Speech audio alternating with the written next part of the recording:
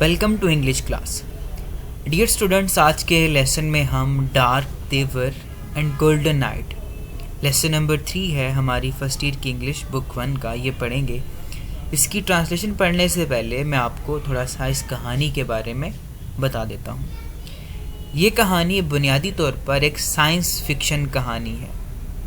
Fiction से मुराद ऐसी कहानियाँ होती हैं कि जिनका हकीकत से ताल्लुक़ नहीं होता, या अगर ताल्लुक़ हो भी उन्हें इस अंदाज से लिखा जाता है कि पढ़ने वाले को ये बताया जाता है कि इस कहानी का किसी से ताल्लुक़ नहीं है।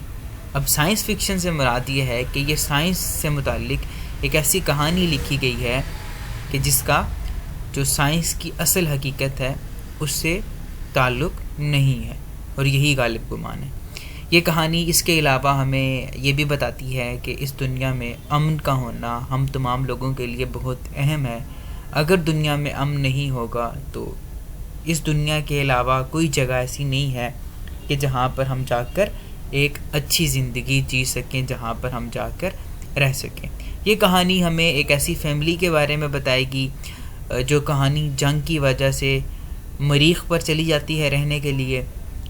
इब्तदा में उन्हें वहाँ का माहौल मुनासिब नहीं लगता, फिर वक्त गुज़रने के साथ साथ उनकी आंखें बदल जाती हैं, उनके चेहरे बदल जाते हैं, वो वहीं पर रहना शुरू कर देते हैं। और बाद में जब दुनिया से लोग उन्हें लेने के लिए जाते हैं जंग ख़त्म होने के बाद, तो ये समझा जाता है कि ये लोग वहीं के हैं, मरीख के हैं, और यहीं पर इनको रहने दिया जाए। तो इस कहानी का जो बुनियादी एक थीम है वो ये है कि ये दुनिया वाहिद ऐसी जगह है जो इंसानों के रहने के लिए एक बेहतर जगह है, और इस दुनिया में अमन एक ऐसी सूरत है कि जिसमें लोग एक अच्छी ज़िंदगी गुजार सकते हैं। चलें जी, स्टार्ट करते हैं हम इस कहानी की ट्रांसलेशन को। Dark they were and golden night. Dark देवर स्याह रंग के वो लोग, एंड गोल्डन नाइट जिनकी आंखें सुनहरी थी। The rocket metal cooled in the meadow winds. The rocket metal, rocket की दहात, रॉकेट से मुराद जो खलाई रॉकेट होता है। cooled, वो ठंडी हो गई। in the meadow winds, चरागाह की हवा में, यानी कि चरागाह की चलने वाली हवा से जो रॉकेट की दात थी वो ठंडी हो गई। Its lid gave a bulging pop. It's lid, उसके ढक्कन ने, गेव अ बल्गिंग पॉप, वो अचानक से खुल गया। From its clock interior stepped a man, a women and 3 children.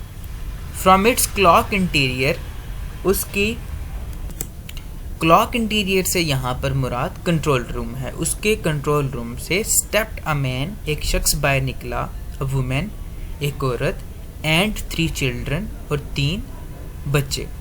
The other passengers whirled away across the Martin Meadow. बाकी तमाम मुसाफिर whirled away, वो फ़ौरन से निकल गए, वो बगोला हो गए, across the Martin Meadow, मरीख की उन चरागाहों में। Leaving the man alone among his family, उस शख्स को अपनी फैमिली के साथ, अपने ख़ानदान के लोगों के साथ तन्हा छोड़ते हुए। The man felt his hair flutter and the tissues of his body draw tight as he were standing at the center of a vacuum. The man felt, उस शख्स ने महसूस किया, his hair flutter, कि उसके बाल उड़ गए हैं, and the tissues of his body, और उसके जिस्म के जो अज्जा हैं, draw tight, वो सख्त हो रहे हैं, as if he were standing, कि गोया वो खड़ा है, at the centre of a vacuum, खला के बिल्कुल दरमियान में, यानी उसका जिस्म बिल्कुल सुकड़ गया है और उसे ये महसूस हो रहा है कि जैसे वो वैक्यूम यानी खला के दरमियान में खड़ा है। हिज वाइफ, उसकी बीवी, बिफोर हिम, उसके बिल्कुल आगे, seemed almost two will away in the smoke, seemed वो दिखाई दे रही थी, ऑलमोस्ट टू विल अवे कि वो बिल्कुल गुम हो जाने वाली है, इन स्मोक, धुएं में, यानी धुएं में वो भी गायब होने वाली है। द चिल्ड्रन, बच्चे, स्मॉल सीड्स, उन छोटे बीजों की तरह थे, माइट एट एनी इंस्टेंट, جو کسی بھی وقت میں be sown to all the marten climbs مریخ کی ان تیز ہواؤں میں گم ہو سکتے تھے یا بکھر سکتے تھے. The children looked up at him بچوں نے اوپر اس کی طرف دیکھا as people look to the sun جیسے لوگ سورج کی طرف دیکھتے ہیں to tell یہ بتانے کے لیے what time of their life it is کہ یہ ان کی زندگی کا کون سا وقت ہے. His face was cold اس کا چہرہ سرد ہو چکا تھا, ٹھنڈا ہو چکا تھا. What's wrong کیا گڑبڑ ہے asked his wife اس کی بیوی نے پوچھا. Let's get back on the rocket چلو راکٹ پر واپس چلتے ہیں. Go back to the earth واپس زمین پر جانے کے لیے. Yes ہاں listen میری بات سنو. وہ شخص جب آگے نہیں بڑھ رہا تھا تو اس کی بیگم نے پوچھا کہ کیا گڑبڑ ہے, تو وہ کہنے لگا کہ چلو واپس راکٹ پر چلتے ہیں. پھر بیگم نے یہ پوچھا کہ کیا زمین پر واپس جانے کے لیے, وہ کہتا ہے ہاں بالکل زمین پر واپس جانے کے لیے. The wind blew as if to flake away their identities تیز ہوا چلی as if to flake away جیسے کہ وہ اڑا لے جائے گی their identities ان کی شناخت کو. At any moment کسی بھی لمحے the marten air might draw his soul from him the marten air مریخ کی ہوا might draw his soul from him اس کے جسم سے اس کی روح کو نکال لے گی. As marrow comes from a white bone کہ جیسے گودا کسی سفید ہڈی سے باہر آ جاتا ہے. He felt submerged in a chemical that could dissolve his intellect and burn away his past. He felt submerged اس نے اپنے آپ کو غرق پایا یا کھویا ہوا پایا in a chemical ایک ایسے کیمیکل میں that could dissolve his intellect جو اس کی دانش میں اس کی فکر میں شامل ہو جائے گا and burn away his past اور اس کے ماضی کو بلا دے گا یا اس کے ماضی کو جلا دے گا. They looked at the Marten Hills انہوں نے مریخ کی پہاڑیوں کی طرف دیکھا.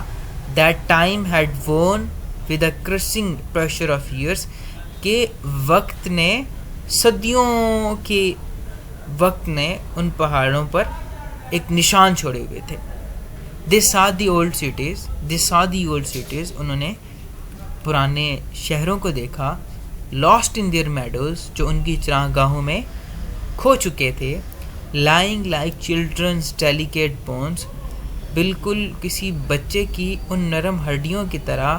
Among the blowing lakes of grass جو کسی ندی کے کنارے نرم گھاس میں پڑی ہوئی ہوں. Chin up Harry said his wife جلدی کرو ہیری said his wife اس کی بیوی نے کہا. It's too late ہمیں بہت دیر ہو چکی ہے. We have come over 60 million miles ہم 60 million miles دور آ چکے ہیں یعنی ہم 6 کروڑ میل دور آ چکے ہیں. The children with their yellow hair hollered at the deep dome of the Marten sky. The children ان بچوں نے with their yellow hair اپنے پیلے بالوں کے ساتھ hollered at the deep dome of the Marten sky وہ چلائے اس مریخ کے گہرے گنبد کی طرف جو آسمان تھا یعنی وہ جو گنبد نما آسمان تھا اس کی طرف دیکھ کر وہ چلائے. There was no answer لیکن کوئی جواب نہیں تھا but the racing hiss of wind through the stiff grass لیکن اس تیز ہوا کی آواز تھی through the stiff grass جو اس سخت گھاس میں سے گزر رہی تھی. He picked up the luggage اس نے اپنا بیگ اٹھایا in his cold hands اپنے ٹھنڈے ہاتھوں میں. Here we go چلو ہم چلتے ہیں. He said اس نے کہا. A man standing on the edge of a sea کہ وہ بندہ جو گویا کہ کسی سمندر کے کنارے پر کھڑا ہوا ہو. Ready to wade in and be drowned جو سمندر میں کودنے کے لیے تیار ہو یا سمندر میں گھس جانے کے لیے تیار ہو. And be drowned اور ڈوبنے کے لیے تیار ہو.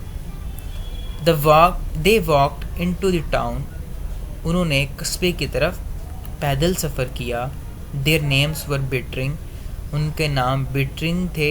Harry and his wife اور اس کی بیگم کورا تھی. Dan لورا اینڈ ڈیوڈ تھے. ڈین، لورا اور ڈیوڈ ان کے بیٹے ہیں. کورا اس کی بیگم کا نام ہے. بٹرنگ فیملی ہے اور ہیری اس شخص کا نام ہے. They built a small white cottage. انہوں نے ایک چھوٹی سفید کٹیا بنائی. And ate good breakfast there. اور وہاں پر اچھا ناشتہ کیا. But the fear was never gone. لیکن وہ خوف ابھی تک نہیں گیا تھا. اٹ لے ود مسٹر اینڈ مسز بٹرنگ. وہ ابھی تک مسٹر اور مسز بٹرنگ کے ساتھ تھا. A third unbidden partner at every midnight talk. بالکل کسی ایسے نہ دکھائی دینے والے ساتھی کی طرح جو ہر آدھی رات کی گفتگو میں کسی کے ساتھ ہو. At every dawn awakening. اور ہر صبح کے وقت کسی کے ساتھ ہو. I feel like a salt crystal.